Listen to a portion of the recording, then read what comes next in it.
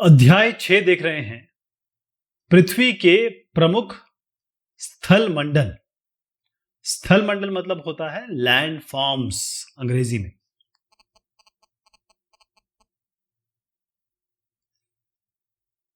तो जहां आप अभी खड़े होंगे या बैठे होंगे, हो सकता है आप प्लेन में हो सकता है आप पहाड़ी इलाके में रहते हो, या हो सकता है आप कोई वैली में रहते हो। तो ये पूरे विश्व में जब हम ग्लोब बनाते हैं तो हम तो ऐसे रिप्रेजेंट करते हैं ग्लोब को, लेकिन यहां जो क्रस्ट है या ये कहें कि जो जमीन है वो बिल्कुल अलग अलग तरीके की है। यानी स्थल रूप, लैंडफॉर्म, ये एक प्रकार का नहीं है, ये बहुत सारे अनगिनत प्रकार का है। एक जैसा हर जगह नहीं है। कहीं आपको मरुस्थल मिलेगा, कहीं आपको बहुत बड़े बड़े पहाड़ मिलेंगे, कहीं बहुत गहराई वाला इलाका मिलेगा। और जो मैदान जिस पे आप खड़े हैं, क्योंकि इस ग्लोब में क्या है, एक लैंड मासेस हैं जिन्हें हम कॉन्टिनेंट कहते हैं, और फिर समुद्र हैं। तो समुद्र और ये जो लैंड मासेस हैं, क्योंकि एक तरीके से आप समझ लीजिए लैंड मास क्या है, बहुत बड़ा एक आइलैंड है, द्वीप है जो जो बह रहा है, जो इसके ऊपर है, पानी के ऊपर। तो ये हमेशा मूव करता रहता है। अगर आप खड़े हैं तो धीरे धीरे बहुत धीमी गति से, आपको पता भी नहीं चलेगा जहां आप खड़े हैं वो मूव कर रहा है।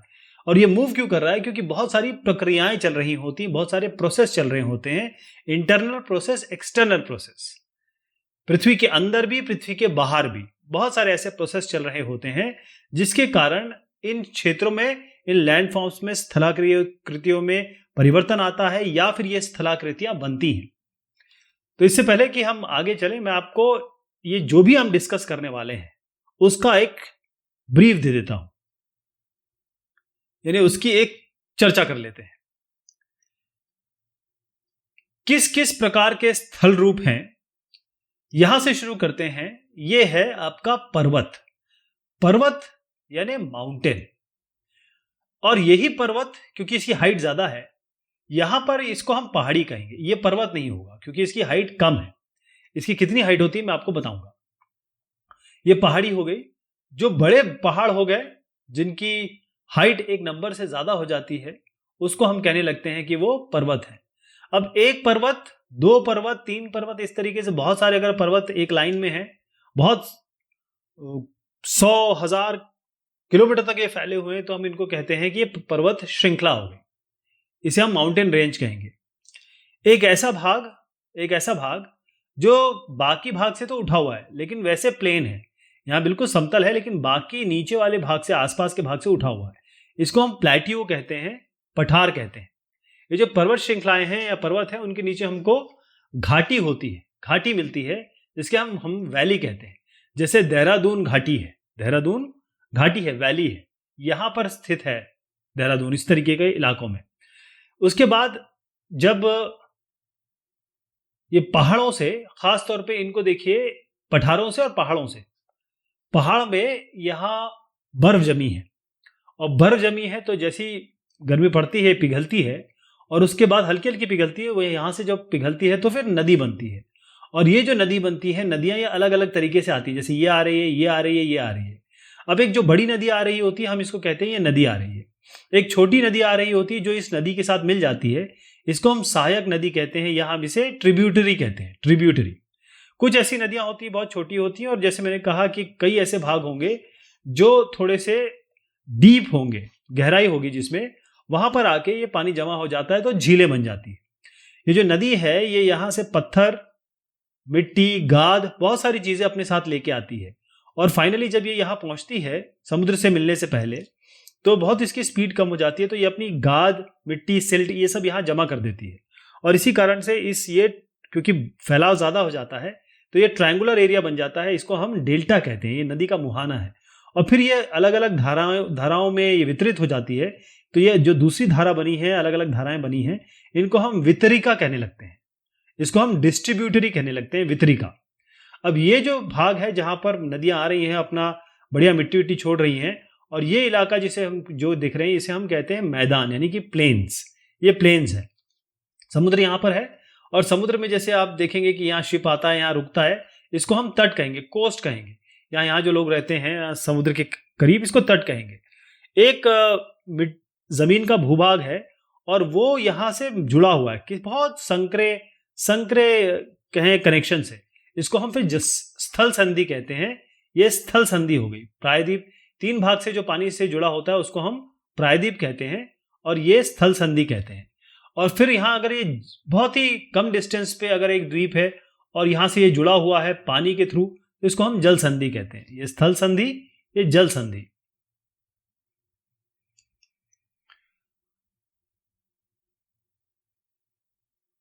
यहां पर एक इंपॉर्टेंट बात है, मैंने आपसे कहा था कि मैं आपको मीटर या डिस्टेंस मेजरमेंट के हिसाब से बताऊंगा। तो पहाड़ी क्या होती है? पहाड़ी वह स्थल है जो आसपास के भागों से ऊंची है। यानी यहां पर यह सेम भाग है, लेकिन एक ऐसा भाग है जो ऊपर की तरफ है, तो ये हो जाएगा हमारा, इसे हम कहते हैं पहाड़ी। पहाड़ी। अब ये जो पहाड़ी है इसको बेसिकली हम कहते हैं हिल, पहाड़ी। तो ये पहाड़ी क्या हो गया? जो आसपास के भागों से उभरा हुआ है। दूसरी बात, ये पहाड़ी को हम पर्वत कब कहने लगते हैं? ये पहाड़ी इस परिवर्तित कब हो जाएगी माउंटेन में? जब हम इसको कब माउंटेन कहने लगेंगे, तो माउंटेन तब हो जाएगी ऐसी पहाड़ी जिसकी हाइट 600 मीटर अथवा अधिक है। 600 मीटर से अधिक जो ऊंचाई वाली पहाड़ियां हैं उनको हम कहने लगेंगे पर्वत।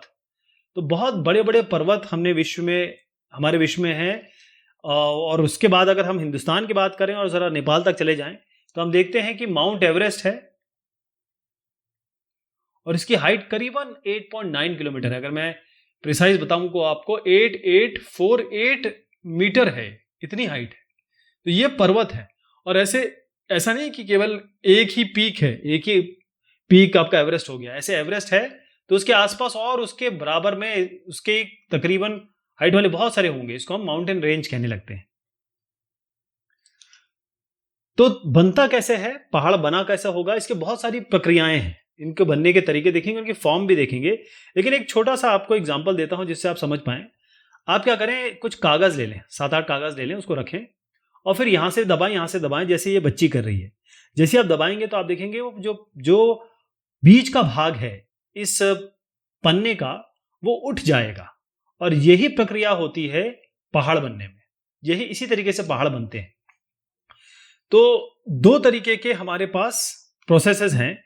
एक इंटरनल प्रोसेस है, एक एक्सटर्नल प्रोसेस है। आंतरिक प्रक्रिया और एक इंटरनल, जैसे जो हमारे अलग अलग जो स्थलाकृति आई हैं उसके बनने के 2 कारण हैं। एक आंतरिक प्रक्रिया है, एक एक्सटर्नल प्रक्रिया है।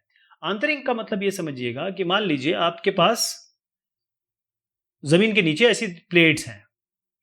अब ये प्लेट्स हैं, यहां पर मिट्टी है या जो भी यहां पर कंटेंट होगा। अब ये प्लेट्स भारी आपस में अपनी तरफ आती हैं, तो क्या होगा, ये जो मिट्टी है, ये जो भी यहां पर कंटेंट है, वो क्या हो जाएगा, उड़ जाएगा, है ना। तो जब ये प्लेट्स आपस में आएंगी, पास में आएंगी, तो यहां पर ये एक उभार बन जाएगा। इसी से पृथ्वी की सतह कहीं उठ जाती है। मान लीजिए आपकी एक ऐसी प्लेट है और वो टूट जाती है, ये इधर खिसक जाती है, ये इधर खिसक जाती है, तो यहां पर क्या होगा, यहां धंसना हो जाएगा, डीप कट हो जाएगा। तो कहीं वो उड़ जाती है, कहीं धंस जाती है, इस तरीके से। तो ये तो इंटरनल प्रोसेस हो गया। ये जमीन के नीचे चल रहा है। ये जमीन है जहां पर मान लीजिए आप खड़े हैं, उसके नीचे चल रही है ये प्रक्रिया। इसके अलावा बाहर की प्रक्रिया है बाह्य प्रक्रिया। कैसे होता है देखिएगा, यहां पर आपकी पहाड़ियां हैं, पर्वत हैं, और यहां आंधी चल रही है, हवा चलती है और पानी आ रहा है। बरसात होगी तो पानी आएगा। तो ऊपर की जो सतह है इसमें मिट्टी है, इसमें पत्थर है, बहुत सारी चीजें हैं इसमें। वो सब ये हवा और पानी अपने साथ लेके गुजरती है। बहुत तेज होती है यहाँ पर हवा, जिस भी जगह पे ये हो रहा है। तो इस हवा और पानी द्वारा इस ऊपरी परत का अपर्दन होता है। अपर्दन होता है सॉइल इरोजन। इसे कहते हैं सॉइल इरोजन, या कहें अपर्दन हो रहा है। तो मिट्टी ऊपर की कट रही है। उसके बाद क्या होगा, ये हवा और पानी कहीं ना कहीं जाके रुकेगा, कहीं ना कहीं तो इसकी शक्ति विहीन होगी, कम होगी। तो यहां पर जाके ये इलाका है, यहां पर ये सेडिमेंटेशन करेगा, डिपोजिशन करेगा, ये हवा और ये पानी। तो यहां पर क्या होगा कि यहां से जो मिट्टी सब निकल के आई है वो यहां डिपॉजिट हो जाएगी। तो इसे हम कहते हैं निक्षेपण। निक्षेपण मतलब होता है डिपोजिशन। अपर्दन मतलब होता है इरोजन, इस चीज को खाली करना, ऊपर की परत को खाली करना और यहां पर एक नई परत बनाना, इसको हम निक्षेपण कहते हैं। ये बाह्य प्रक्रिया है। बाह्य प्रक्रिया माने एक्सटर्नल प्रोसेस है। तो यहां पर केवल पानी ही नहीं, केवल हवा ही नहीं, बल्कि जो बर्फ होती है, क्योंकि बर्फ भी तो मूव करती रहती है, बर्फ भी तो ग्लेशियर जिसे हम कहते हैं, बहती हुई नदी, ग्लेशियर वही होती है, और वो जब आती है तो भी उसका भी काम यही होता है।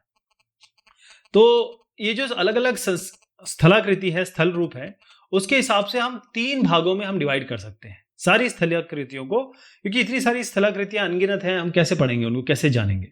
बेहतरीन तरीका यह होगा कि हम उसको 3 भाग में डिवाइड कर लें। तो 3 भाग कौन कौन से हो गए? एक हो गया पर्वत, एक हो गया पठार, और एक हो गया मैदान। एक हो गया पर्वत, एक हो गया पठार, और पर्वत कर देता हूं इसको, और पठार, और ये मैदान। तो ये 3 भाग में हम इसको डिवाइड कर सकते हैं। पहला है पर्वत।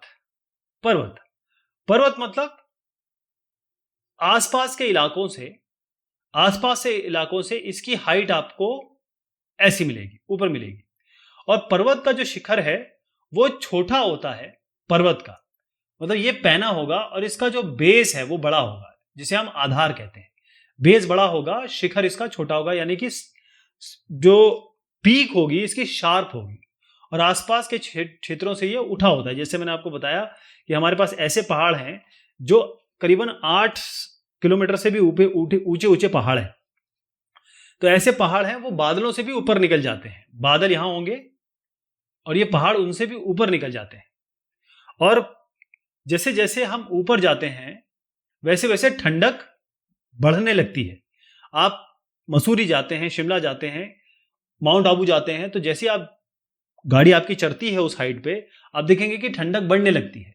तो जलवायु हमेशा ठंडी होती है जब आप पृथ्वी के अर्थ क्रस्ट, मतलब जहां पर आपकी जमीन है, जहां आप खड़े रहते हैं, घर बनाते हैं, उससे ऊपर जब आप जाएंगे तो टेम्परेचर जो है वो कम होने लगता है।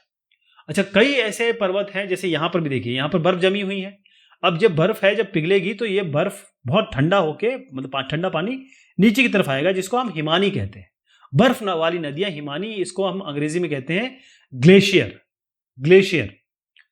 कई ऐसे पर्वत हैं, कई ऐसे ग्लेशियर्स हैं, जो कई ऐसे पर्वत, चाहे वो फ्रीज्ड हो या अनफ्रीज्ड हो, वो हम जमीन के नीचे भी देखते हैं। जैसे ये मैंने जमीन बता दी ना, अगर ये मान लीजिए समुद्र है, ये समुद्र होता, तो समुद्र के नीचे भी हमको पहाड़ मिलते हैं, और वो इससे भी बड़े बड़े पहाड़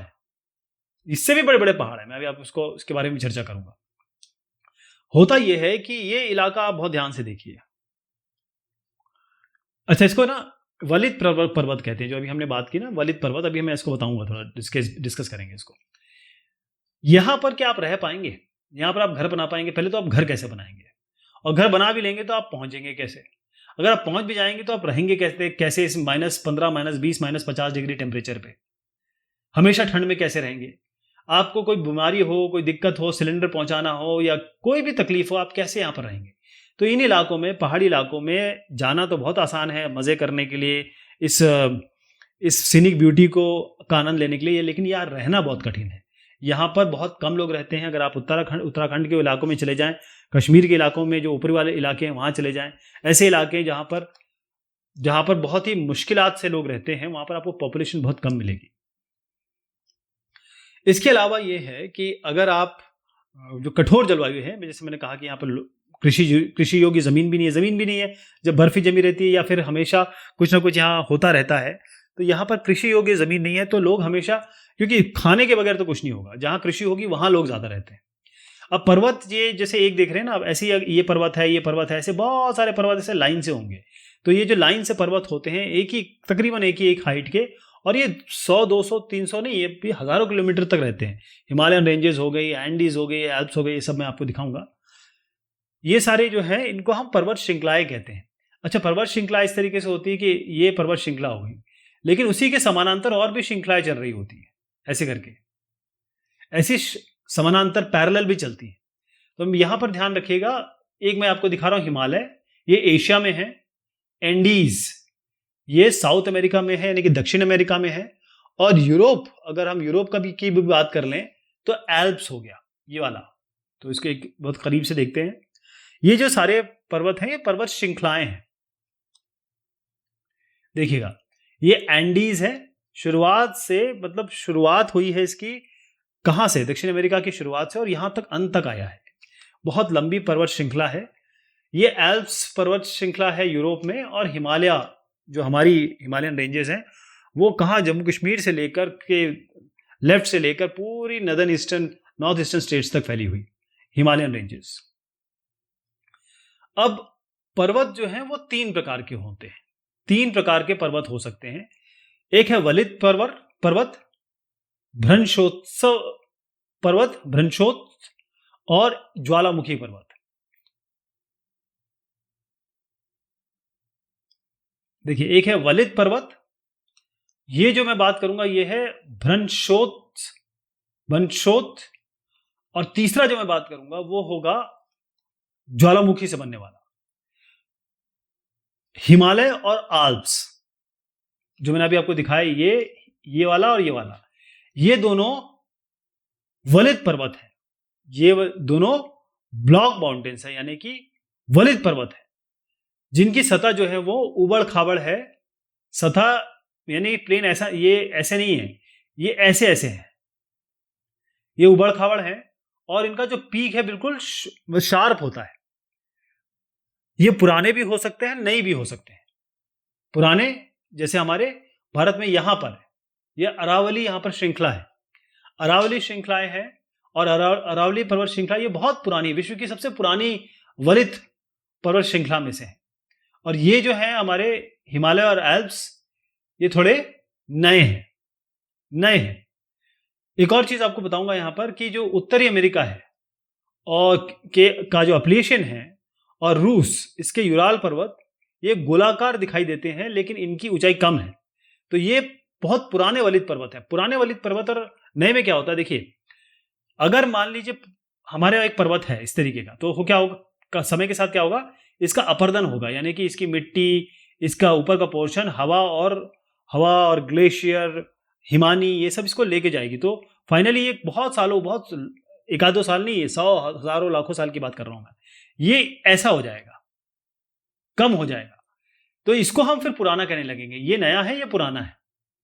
तो उत्तरी अमेरिका में जैसे मैं आपको बता रहा था, यहां पर आइए, ये जो एप्लेशियन है ये वाला, और रूस का जो यूराल है यहां पर, ये दोनों, ये गोलाकार दिखाई देते हैं और इनकी ऊंचाई कम है, इस तरीके की नहीं है। तो ऊंचाई कम क्यों है, क्योंकि ये पुराने वलित पर्वत है।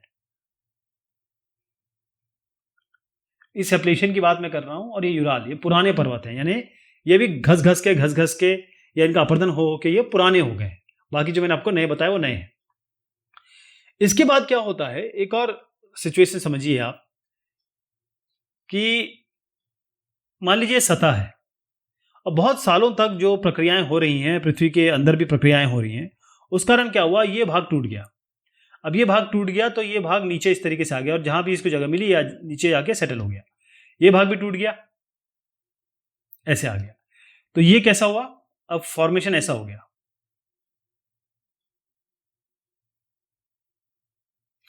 तो ये पर्वत बन गया, ये पर्वत बन गया, ये पर्वत बन गया। तो हो क्या रहा है कि जब एक बहुत बड़ा भूभाग टूट जाता है और ये नीचे चला जाता है और कुछ ऊपर आ जाता, क्योंकि ये नीचे जाएगा तो अपने आप ही ऊपर ही आ जाएगा, तो जो ऊपर का भाग है उसको हम कहते हैं उत्खंड भ्रंश। इस ऊपर वाले भाग को कहते हैं हम उत्खंड भ्रंश, और नीचे जो चला गया इसको हम कहते हैं द्रोणिका भ्रंश। द्रोणिका भ्रंश। तो जो ऊपर उठा भाग है इसी को हम कहते हैं कि ये भ्रंशोत पर्वत है। मैं आपको इसका उदाहरण देता हूं, राइन घाटी और जो वोग्स पर्वत हैं, ये इस तरह के पर्वत तंत्र हैं जो भ्रंशोत्स हैं। ये है राइन वैली, मैंने 2 नाम दिखाया आपको, और मैं बता रहा हूं उनको, जो वो दिखा भी रहा हूं साथ में। ये राइन वैली हो गई, तो ये उड़ गए, ये भाग दब गए। इस तरीके से ये भाग दब गए जहां पानी ने भी अपनी जगह बना ली, और ये भाग उड़ गए। तो राइन वैली, और इसको वॉसगैस नहीं बोलते, इसको वोग्स बोलते हैं।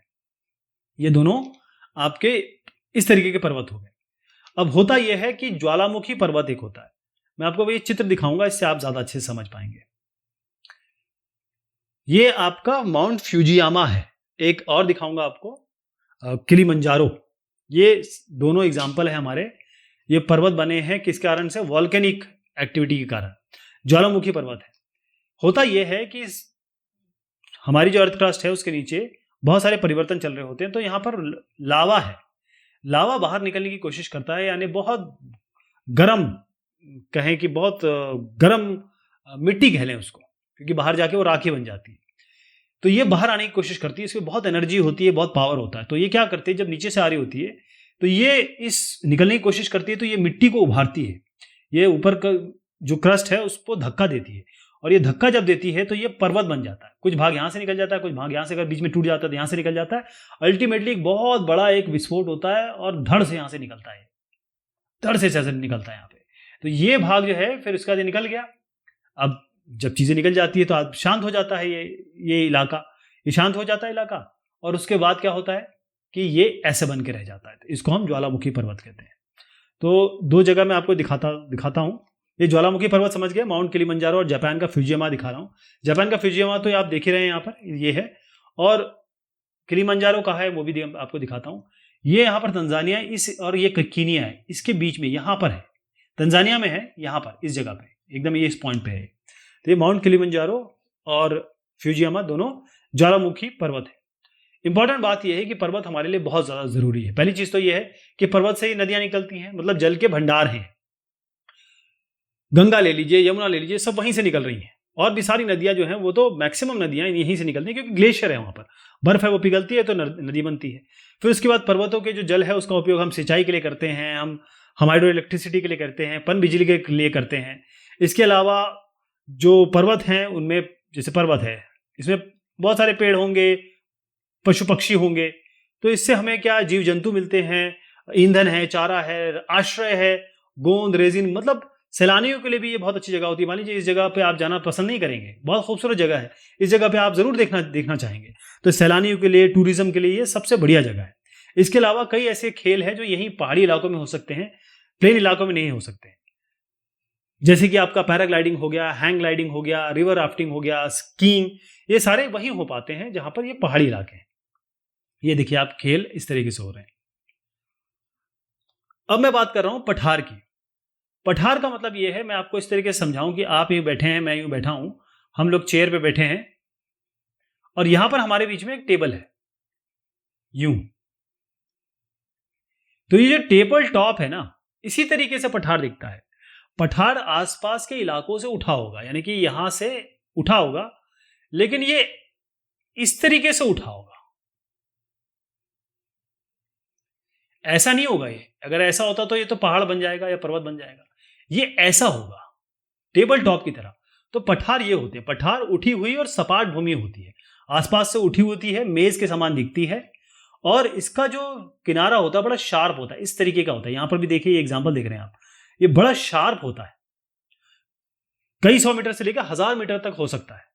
भारत में बहुत सारे पठार हैं। सबसे इंपॉर्टेंट पठार जो है वो दक्कन का पठार है। ये दक्कन का पठार है, ये सबसे पुराने पठार है। इसी तरीके से यहां पर देखिएगा, केन्या हो गया, तंजानिया, युगांडा और पूर्वी अफ्रीका का पठार, ऑस्ट्रेलिया का पश्चिमी पठार, ऐसे बहुत सारे उदाहरण हैं हमारे पास। एक इंपॉर्टेंट है यहां पर, जो ये वाला पठार दिखाना चाहूंगा। अच्छा, इसको क्यों बताना चाहूंगा, क्योंकि इसमें एक जनरल नॉलेज की बात आएगी। ये तिब्बत का पठार देखिएगा, ये वाला तिब्बत का पठार है, ये सब लाल लाल भाग जो है सारे पठार है। ये तिब्बत का जो पठार है, ये सबसे विश्व का सबसे ऊंचा पठार है, और इसकी समुद्र तल से ऊंचाई 4000 से लेकर 6000 मीटर तक है। कितनी है? 4000 से लेकर 6000 मीटर तक है। तिब्बत प्लेट्यू कर देता हूं इसको, तिब्बत का पठार है। और जितने भी पठार हैं उनमें बहुत प्रचुर मात्रा में, अच्छी मात्रा में हमको मिनरल मिलते हैं, मिनरल खनिज मिलते हैं, और इस कारण से यहां पर खनन होता है। यहां पर इन इलाकों में, ये देखें, ये सारे इलाकों में खनन होता है, खदानें हैं यहां पर।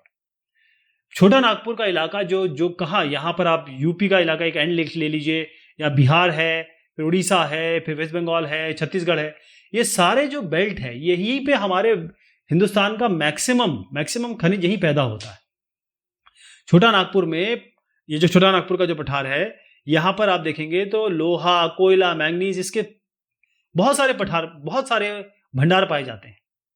अफ्रीका में अगर आप आ जाएं, इस जगह पे, इन इलाकों में, तो यहाँ पर आप सोना और हीरा मिलेंगे। कॉन्गो सुना होगा आपने, जो साउथ अफ्रीका है वहां पर गोल्ड माइंस है, डायमंड माइंस है, तो सोना और हीरा भी यहीं मिलता है। पठारी इलाके में क्योंकि ये भी जल के स्रोत होते हैं, जल यहाँ पर जमा होता है तो ये जलप्रपात बनाते हैं। जलप्रपात का मतलब होता है वाटरफॉल। अब आप देखिए यहां से जब ये पानी गिरेगा, इस जगह से मान लीजिए पानी यूं आ रहा है, यूं गिरेगा तो जलप्रपात बनाएगा, वाटरफॉल। और ये जलप्रपात है, इससे यहां से कई सारी नदियां भी निकलती हैं। तो भारत में छोटा नागपुर पठार, ये जो मैं आपको बता रहा था, इस पर स्वर्ण रेखा नदी पर हुंडरू जलप्रपात है। याद रहेगा, स्वर्ण रेखा नदी पर हुंडरू प्रपात, कहा? छोटा नागपुर में, इस जगह पे। इसके अलावा कर्नाटक में, यहां पर आ जाइए, कर्नाटक में जोग प्रपात है। कौन सा? जोग।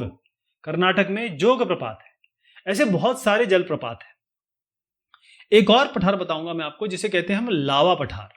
ये जो लावा पठार है, क्योंकि यहां ये लावा से बना है। लावा मैंने बताया था आपको कि बाद में राख बन जाती है और वो बहुत ज्यादा उर्वरता आती है उसमें, वो फर्टाइल जमीन होती है। तो वो खेती के लिए सबसे क्लासिक जमीन होती है। और ये पठार भी बहुत अच्छे घूमने की जगह होते हैं, लोग यहां पर आते हैं, बहुत आनंद का अनुभव करते हैं। मैदान की बात की जाए, मैदान आप सीधा मतलब है, अगर आप खेलने जाते हैं तो आप ऐसी जगह तो फुटबॉल खेलते नहीं होंगे ना क्रिकेट खेलते हैं, आप ऐसी जगह खेलते हैं, इसको मैदान कहते हैं। मतलब समतल भाग जो है इसको मैदान कहते हैं। अगर इसको मैं थोड़ा सा टेक्निकल टर्म्स में बोलूं तो 200 मीटर से ज्यादा इसकी हाइट नहीं होगी, इससे ज्यादा हाइट नहीं होगी। जहां तक की हाइट जो इलाके होंगे मीन सी लेवल से, समुद्र तल से, उसी को हम कहेंगे कि ये मैदान है। अच्छा, ये बिल्कुल प्लेन होते हैं और ये इलाके में नदियां, क्योंकि अब देखिए नदी जब यहां से बह रही है तो वो उछलेगी कूदेगी, लेकिन जब यहां नदी आ जाएगी तो वो शांत हो जाएगी, हल्की बहेगी। तो यहां पर ये अपना डिपोजिशन करती है। मतलब अगर ये नदी की धारा में बनाओ ऐसे करके, तो ये अपना डिपोजिशन कर देती है, अपनी मिट्टी, गाद, पत्थर सब यहां छोड़ देती है। तो ये जो आसपास के यहां वाले इलाके हो गए, यहाँ के जो इलाके हो गए, यहाँ इनको बड़ी अच्छी जलोढ़ मिट्टी मिल जाती है। तो इस कारण से क्या होता है, निक्षेपण होता है। ये मैदानों का निर्माण भी करती है मिट्टी और साथ में उर्वरता भी बढ़ाती है। तो आप देखेंगे कि जितने भी लोग यहाँ रहते हैं, ये पूरा का पूरा कौन सा इलाका है, ये गंगा यमुना प्लेन है, इंडो गैंजेटिक प्लेन कहते हैं इसको, और ये ब्रह्मपुत्र प्लेन है। यहां पर आप बहुत सारे लोग देखेंगे रहते हुए। क्यों? क्योंकि एक तो प्लेन जगह है, खेती कर सकते हैं आप, परिवहन आसान है। जब भी आप प्लेन होगा, प्लेन इलाके में आराम से आपकी गाड़ियां चल सकती हैं, आप घर बना सकते हैं। तो भारत में गंगा और जो ब्रह्मपुत्र का मैदान, और चीन में ये यांगसे नदी है, ये बहुत इंपॉर्टेंट, एशिया में अगर देखा जाए तो बड़े बड़े ये मैदान हैं। और नदियों द्वारा बनाए गए कुछ अगर एशिया और उत्तर अमेरिका में भी है, लेकिन एशिया के बारे में आपको जानना जरूरी है कि ये हमारा गंगा वाला हो गया, ब्रह्मपुत्र वाला हो गया, और चाइना के बारे में भी जानिए, हमारे पड़ोसी हैं यांगसे नदी, इसने भी बहुत बड़ा मैदान बनाया हुआ है। तो मैदान हमारे लिए बहुत उपयोगी है, क्योंकि जनसंख्या बहुत ज्यादा अधिक होती है, क्योंकि यहाँ मकान बनाए जा सकते हैं, जलवायु अच्छी होती है, साथ में उपजाऊ मिट्टी है, तो यहाँ पर हम लोग खेती कर सकते हैं। तो भारत में जो ये इंडो गैंजेटिक प्लेन है, आप देखिए सबसे ज्यादा पॉपुलेशन कहाँ की है, सबसे ज्यादा हमारे हिंदुस्तान की पॉपुलेशन है यूपी की। उसके बाद और भी आते हैं, जैसे अलग अलग प्रदेश आते हैं, लेकिन अगर इसके बगल में देखा जाए तो यहाँ है बिहार, इसकी भी अच्छी खासी पॉपुलेशन है। उनकी पॉपुलेशन पता क्यों है? वेस्ट बंगाल बहुत ज्यादा पॉपुलेशन है, पॉपुलेशन डेंसिटी बहुत ज्यादा है। तो ये इलाका, क्योंकि ये मैदानी इलाका है और जनसंख्या ज्यादा है, क्योंकि नदी का भी यहां पर असर है। स्थल रूप एवं लोग। तो स्थल रूप में जीवन यापन में आपको बता देता हूं। अगर आप पहाड़ी इलाके में रह रहे हैं और आप प्लेन इलाके में रह रहे हैं, पहाड़ी इलाके में आपको बहुत सारी समस्याएं हैं।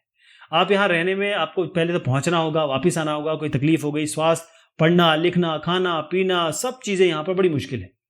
लेकिन प्लेन में सब चीजें आसान है, मतलब कंपेरेटिवली आसान है।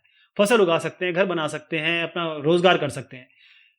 बहुत सारे प्रोसेस जो होते हैं वो इंटरनल है, एक्सटर्नल है। कई हम लोग करते हैं, कई हमारा भगवान करता है। हमारे भगवान क्या करते हैं, वो भूकंप ले आते हैं, ज्वालामुखी ले आते हैं, उद्गार है, तूफान है, बाढ़। तो कोसी नदी हो गई, बिहार का शोक कहते हैं जिसको, ऐसी आपके चाइना की एक नदी है जो हमेशा बाढ़ लाती है, ब्रह्मपुत्र आसाम में हमेशा बाढ़ लाती है, ये अपने बांग्लादेश में हमेशा बाढ़ लाती है। तो ऐसी कई घटनाएं होती रहती हैं जो हमें परेशान करती हैं, और जो भगवान ने दे रखी है उसका हम कुछ कर नहीं सकते। लेकिन जो हमारे हाथ में है, अगर हम इन नदियों को गंदा करें, अगर हम ऐसी चीज़ों को साफ ना करके नदियों में फेंक दें या इनकी कटाई करें, पेड़ों की कटाई करें, ये सब गलत काम है। इससे हम क्या करें, जो भगवान हमको दे रखा है उसने तो परेशानी दे रखी है, हम और अपने आप को परेशान कर रहे हैं आगे की जनरेशन के लिए। तो हमको आगे की पीढ़ियों के लिए सब चीज़ों को सुरक्षित रखना है, इस बात को ध्यान दीजिएगा। ये बहुत सारे अलग अलग काम हैं, अलग अलग, खास तौर पे इसे हम कहेंगे टूरिज्म के काम है जो यहाँ पर होते हैं और लोग इसमें आकर रिक्रिएशन करते हैं। तो पहाड़ी इलाके ऐसा नहीं है, वो भी बहुत इंपॉर्टेंट जगह है, खासतौर पे बायोस्फीयर के लिए, जैविक व्यवस्था के लिए, हमारे इकोसिस्टम के लिए। तो ये बात हुई इस चैप्टर की। बहुत शुक्रिया, बहुत मेहरबानी आप सभी की।